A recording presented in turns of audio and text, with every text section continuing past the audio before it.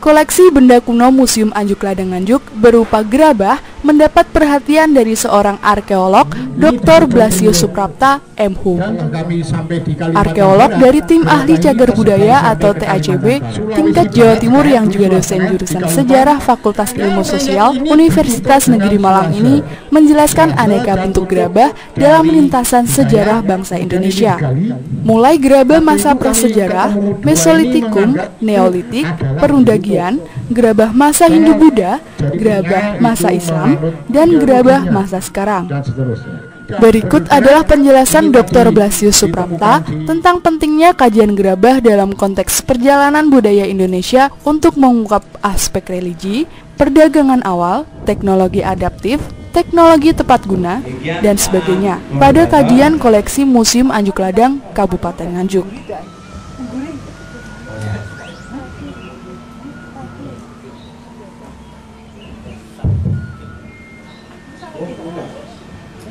Gerabah itu teknologinya tetap sama.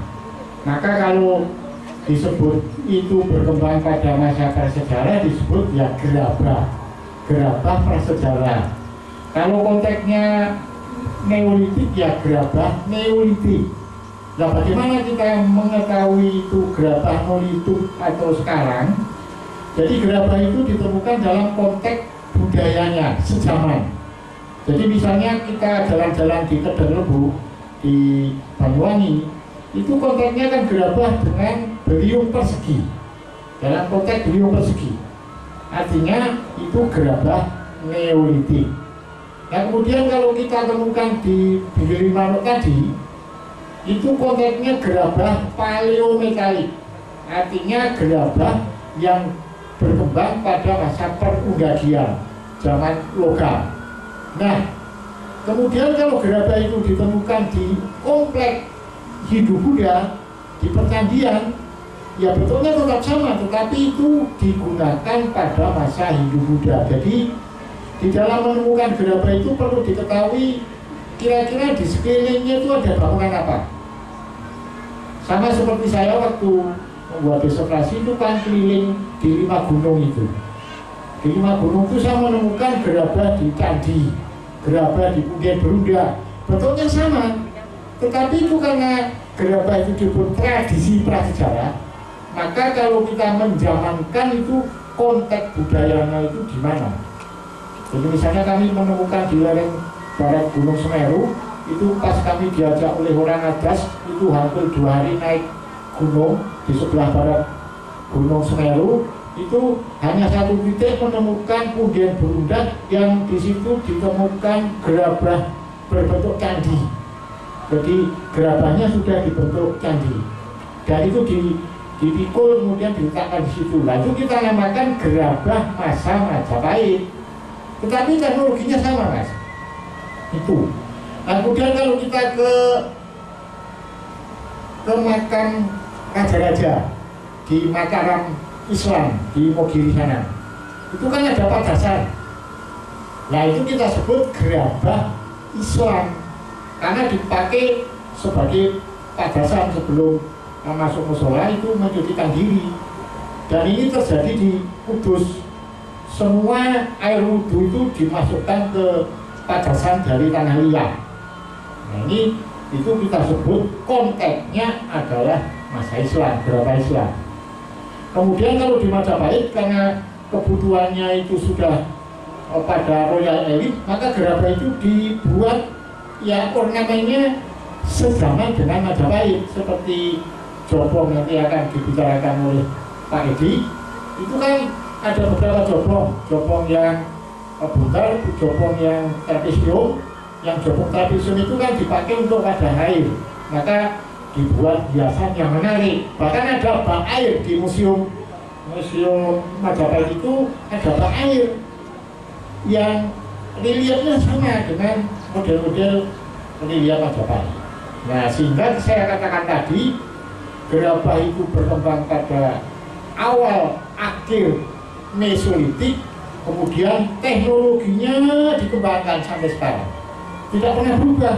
Padahal di Dinoyo itu teknologinya sama, Mas, tetapi banyak keramik sudah tidak lagi gerabah.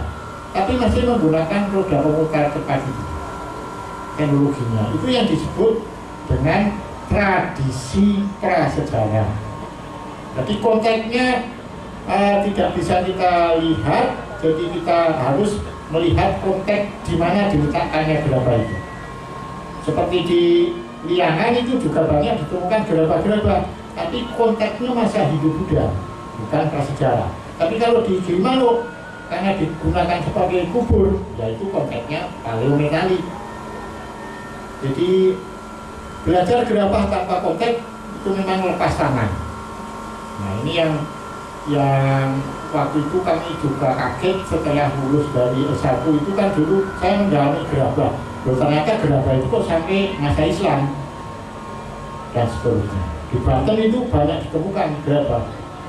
Di Pantai Utara juga banyak untuk misalnya tadi saya sebutkan untuk pendulangan garam itu tadi. Ini yang perlu dijelaskan. Terus yang kedua tentang klasifikasi pembuatnya. Nah, klasifikasi pembuatnya itu ada beberapa. Nah, di dalam pembuatan gerabah itu ada namanya preparing stage, persiapan. Persiapan itu apa? Ada namanya tukang mencari tanah liat. Nah, dari hasil penelitian saya di Trenggalek, kemudian Kasongan, kemudian di Gondang Legi, kemudian di Tulungagung, itu kalau mencari tanah liat pas hari jadi keluarganya meninggal, itu tidak diperbolehkan. Katanya nanti ikut terkubur, itu kepercayaan. Jadi dia menggali tanah itu dilihat tidak pas hari nasnya keluarga. Nah kemudian itu namanya preparing stage. Jadi ada namanya tukang khusus mencari benda tanah liat.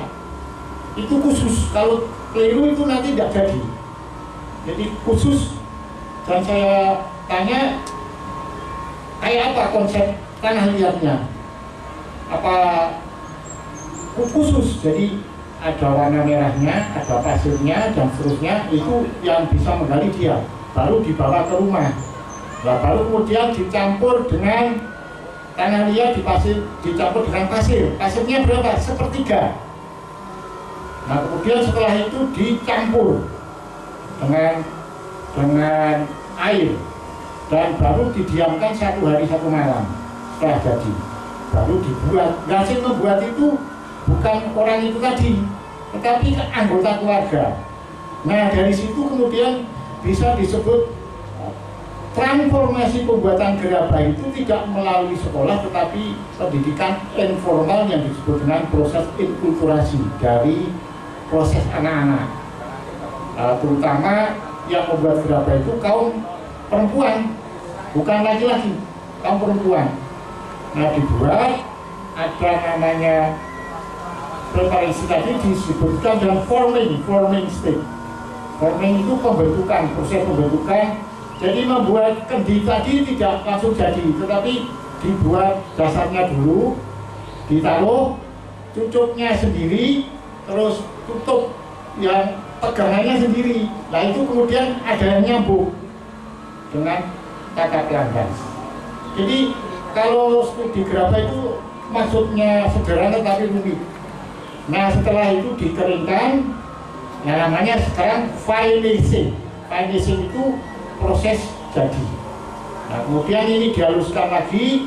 Terus katanya kenapa dihaluskan? Supaya nanti kalau dipakai airnya tidak keluar.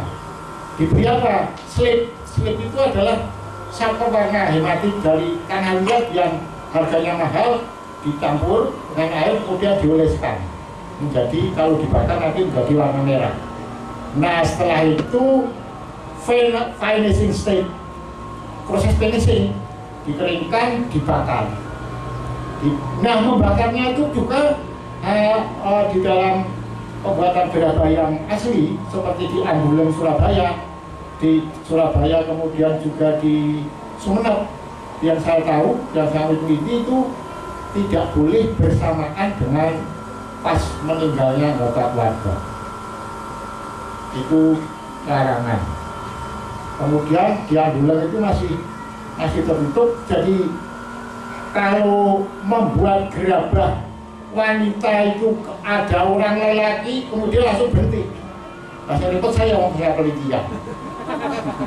Akhirnya apa, saya selundupkan mahasiswi untuk mewawancarai, karena kalau ditunggui orang perempuan itu langsung membuat, tapi ada laki-laki yang masuk langsung berhenti, tutup, sudah berhenti sampai orang laki itu tidak ada. Itu tantangan di dalam membuat. Nah, jadi ada klasifikasi. Nah, kemudian penggunaan di dalam stratifikasi itu tadi. Jadi di Gilimanuk ditemukan yang dikuburkan dengan